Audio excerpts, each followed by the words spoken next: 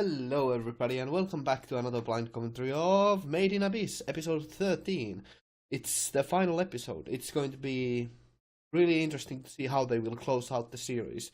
It has been a very enjoyable journey so far, and it has certainly been really a top-notch show. So I wonder how can they actually end up on a strong note, and I wonder if there's actually going to be like build up to a second season that's possibly coming maybe sometime in the future.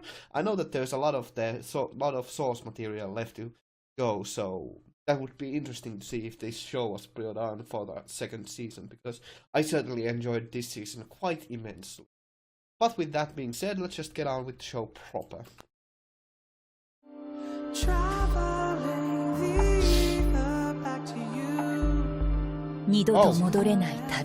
So they are immediately just starting off with a flashback sequence of all of that, or just recapping the story so far. That is something that the show has already been doing, that it has recapped the previous episode, but this time they're going a bit further and recapping the whole season, I presume. Pretty surprising, by the way, that they didn't actually recap the whole season so far, but this was perhaps the shortest recap that they've done so far, which is rather surprising considering that we are at the end of the show, so it's quite unusual. So even Nanachi made the connection rather simply, because I mean it's pretty obvious that using something so enormously powerful would cause a huge strain on the body. Is that Nanachi before she hollowed? That would be quite interesting to show us a flashback of her life. It would be pretty appreciated to know more about her like that. So this is clearly the backstory of Nanachi, which is pretty surprising that they stuck a backstory flashback into the final episode. I mean, certainly it's gonna answer some questions, but I presume it's gonna lead to even more questions. Mostly that was pretty obvious because of that white whistle. It's the same that we saw in the earlier flashback with Nanachi, so yeah, it's gonna be interesting to see what this exactly is about. Are we gonna see Mitty? That would be pretty interesting.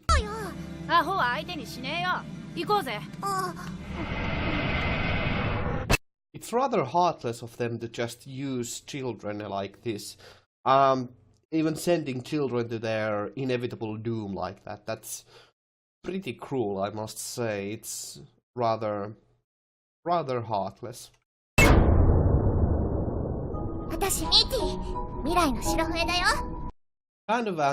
Kind of guessed that she would be Mitty. It's really quite interesting that we actually get to see Mitty before she hollowed. And this also leads into the question that why would Nanachi want Mitty to be killed? Would that be because of mercy killing? Because that would be understandable, because, you know, that's what other cave raiders also did, so, yeah.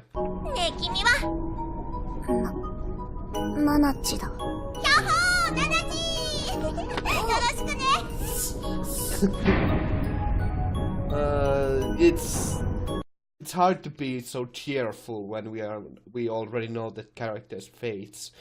It's unfortunate to see their happiest moments before we actually know that they are going to end up in a pretty bad situation later down the line. It's unfortunate. That's pretty interesting that we now have a clear number of meters that you need to ascend to get hit with the curse. That is, well, we already knew kind of how quickly the curse can hit, but it's clear that we now have a clear number on it now. That is not gonna do us any good, but you know, it's fun to have a clear set number that is the death threshold. I still wonder why exactly Nanachi has intimacy issues. That's something that's never been answered yet, even though there's probably a pretty good reasoning for that, because, you know, he was a street urchin, so it's not like you need that much of an excuse for the intimacy issue.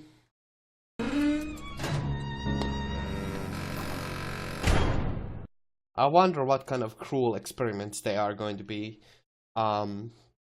dealt with, because there's no way this will end well, so it's obvious that there's going to be something bad that's gonna happen to them.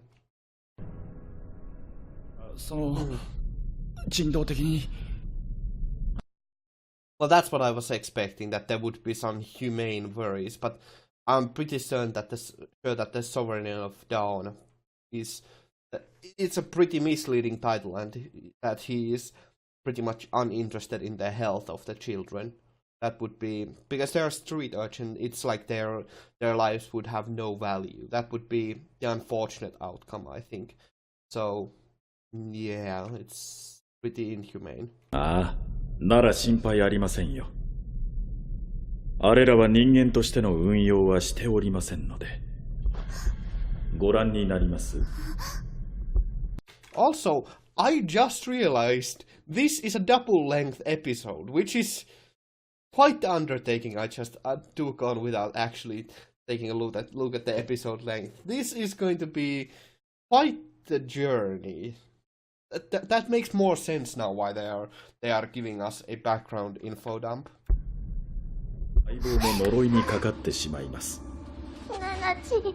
Well, this is giving a new light to the whole situation. It really does give a light to why Mitty will end up in such a poor condition, while Nanachi will end up being, well, they are both hollow, I think, technically. So, but why Nanachi will be quite different from Mitty.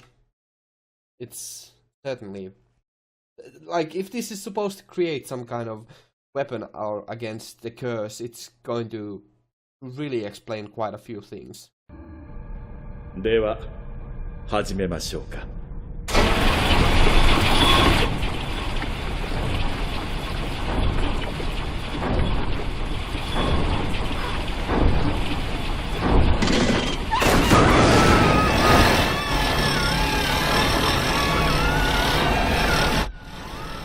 It's pretty cruel, by the way, for them to be able to just watch each other while just facing one another while having the other one turn hollow or die. It's rather cruel punishment. It's very, very, well, I was expecting something like this, but still it's rather cruel. Just having dozens of hollows like that's pretty disgusting, I must say.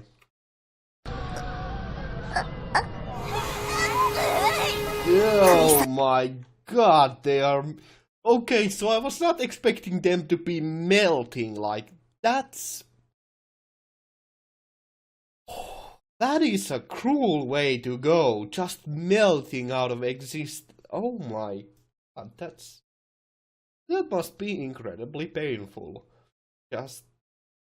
Christ, that's... Well, this show is certainly being quite... it certainly has had some very hard to watch moments, but for some reason this is not as hard to watch as the episode with, you know, breaking of Rico's arm, but god damn, that's just a pretty powerful imagery, I must say. Jesus Christ. Well, this explains why Nanachi... This does give quite some explanation why Nanachi would be adverse to human contact, because the one time she let someone get close, she was turned hollow, and she had to witness it like that.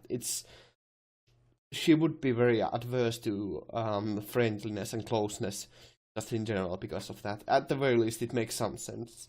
It's, yeah, pretty cruel. なくなるものだったのです。Oh, what? Mithy is incapable of dying. That is even worse of a curse. It certainly makes the curse quite unbearable to be unable to die and be forced to live out your rest of existence in such a sad, sorry state. It's pretty... That's very unfortunate, to say the least.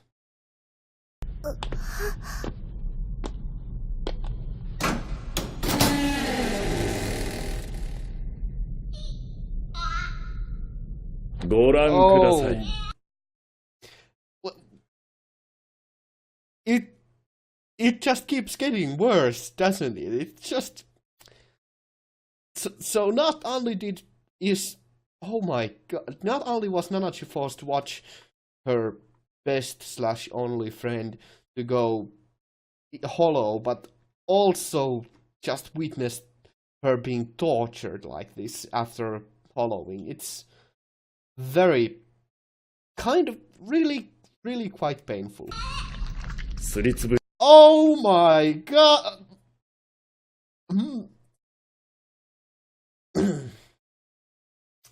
I'm glad I'm not hungry. Actually, I am hungry, but not for long. That's bad. Yeah, that's pretty bad. This makes Nanashi seem really quite powerful. Oh my god, is she just dripping blood all the way through? That is pretty inhumane, I must say. For Christ's sake, that's pretty horrible. So Nanachi even has been mercy killing humans. That's quite horrifying. That also, I just realized Mitty has some nails hammered into her. That's pretty horrifying. 探すんだ。ミーティーを苦しませずに殺せる方法を。どこかにあるはずだ。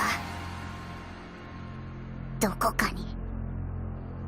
So all of those are gravestones, and I wonder if that's all of the humans that Nanachi has had to kill. That's at the very least the implication that Nanachi had to kill quite a lot of humans while trying to search for a way to kill Mitty. That just makes her seem quite... That's a very complicated mess of emotions, I feel now. That she feels somewhat heroic, but also really rather tough, but it requires quite a lot of heart to be able to put out people out of their misery. It's not that easy, so yeah, that's quite something.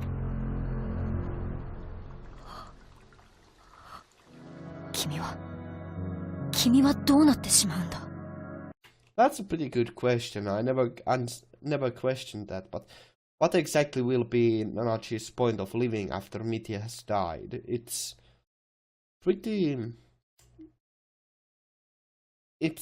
quite something. She probably will lose her will to live after that. Maybe? Why do things have to be so complicated? God damn it. It's... For goodness sake, why has the final episode have to be so full of grey area?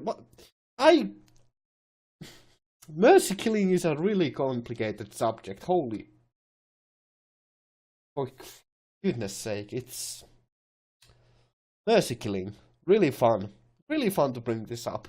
It's not like I had a lot of on my mind as well. So, oh god. なんか破れた。これ。This really gives quite a good sense of how experienced Riko herself was, because she was actually quite a proficient cook, I must say. So that's a thing that's really not gonna have any effect after having such a long conversation about mercy killing.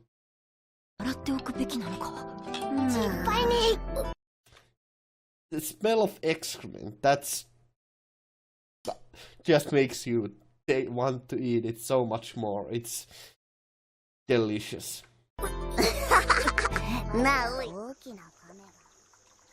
I really feel sorry for Mitty right now. Her whole existence is very sad. It's very unfortunate, to say the least. It's making me feel a very complex mix of emotion, like pity and kind of anger at the Sovereign of Dawn.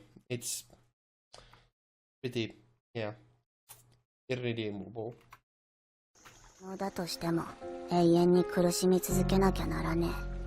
Really, how long are they gonna keep pulling on my heartstrings like this? This is really quite a hard episode to actually go through. It's surprising how hard this episode is to go through, because it's I was gonna say such a simple topic, but it's not simple. That's the problem. It's a very complicated situation. It's really hard and heavy stuff. Jesus! You can't just surprise me with such a picture. That is horrifying. That's really inhumane. So they were actually just going to confront that issue immediately. That's exactly what I was afraid, that Nanachi would take her own life if Mitty is no longer around. And they are just flat out just accepting that is a very clear possibility. That's really hard topics that the show is tackling. That's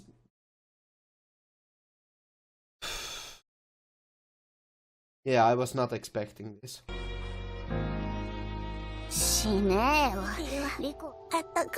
God damn, that was close. That was so close. But I still don't feel comfortable about this. This just feels still all.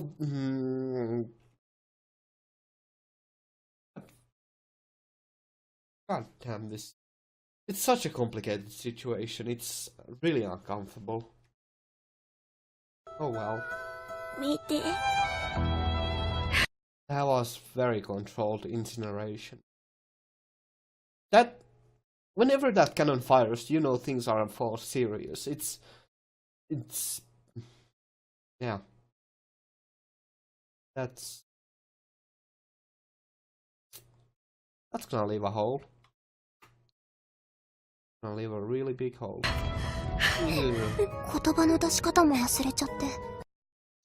It's a I have no mouth and I must scream situation.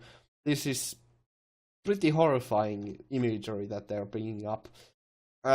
Even though the mercy killing is done, the show still won't let up with the horrifying imagery and very horrifying thoughts. It's pretty painful, pretty horrifying. That is very clearly Mitty. It's pretty a spooky dream, I must say.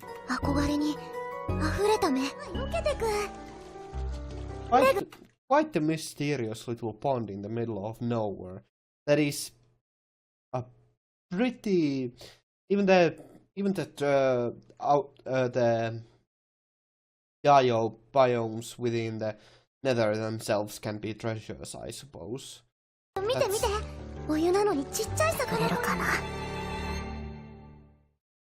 At the very least, that's a positive note to have almost the episode end there, because that kind of means that Nanachi is fine with being alive for quite a bit longer, as long as she can witness these two fool around, continue their lives.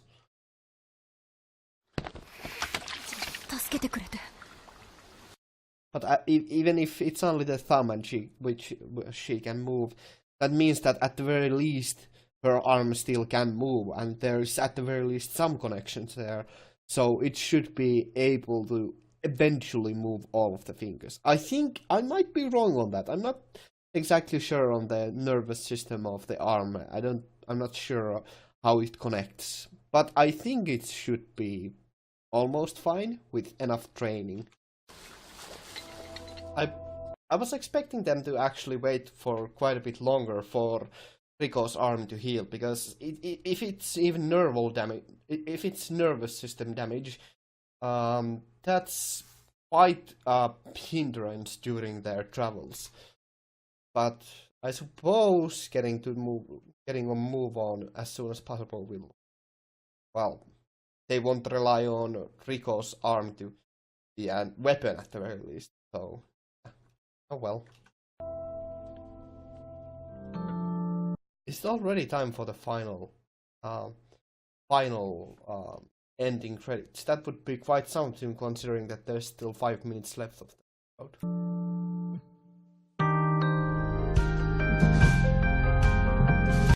I actually quite like that they are once again showing their day-to-day grind of having, like, showing their preparation for their continued journey. It's pretty nice to actually see this, because it makes it kind of makes it a good book ending for the episode, I think.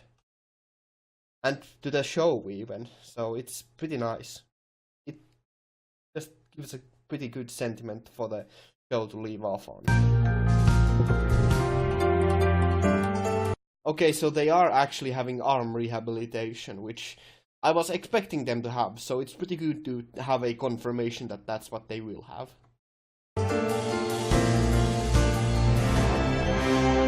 They even made a new backpack during their preparation. That is quite a huge undertaking that they apparently went through. That's really quite impressive to have made a new backpack. It doesn't sound like much, but it honestly is quite a bit. And even book ending with a scene of the orphans. That's a really nice book ending there. I quite like that. I wonder if they actually are going to go retrieve the pickaxe, because that was a powerful weapon, so they certainly would have some use for that, I'd say. At least I think they would have a lot of use for it. That is a really ominous note to leave the show off on. It's quite something to leave the show off on such a note. And time for the outro, I suppose. Yeah, now that is the show done with. I'm now finished with the show. That is really quite the journey that we all took on in the final episode. It was a double-length episode, which I was really not prepared for. It's really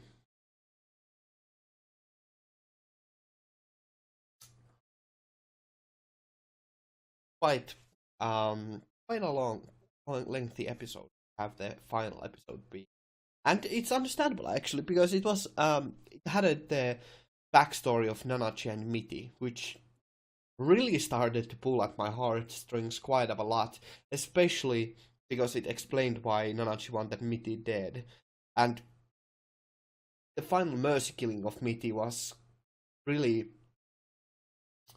quite a powerful scene, as just in general their backstory was quite inhumane and really quite a powerful finals for the final episode. I'm not ashamed to admit that it was really hard to watch, even if it wasn't really as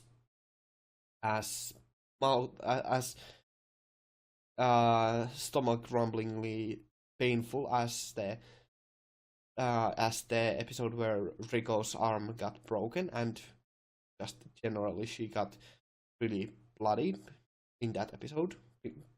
But it was certainly still quite a powerful, especially for the final scenes. It had a really good book ending, because the show began with the orphans, now it ended with the orphans also receiving the message of Rico and Reg.